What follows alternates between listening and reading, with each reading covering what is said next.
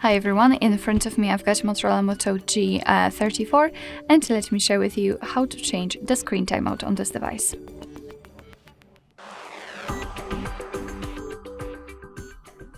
So let's start with opening the settings, and here we have to scroll in order to find the display section. Then let's scroll down and find the screen timeout, and as you can see here we've got some options from which we can choose. At the top we've got relatively short options like 15 or 30 seconds or 30 minutes at the bottom of the list, which is the longest option.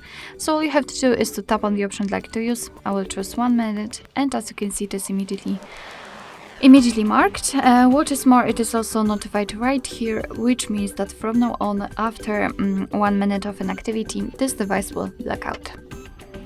Alright, so that will be all. Thank you so much for watching. I hope that this video was helpful, and if it was, please hit the subscribe button and leave the thumbs up.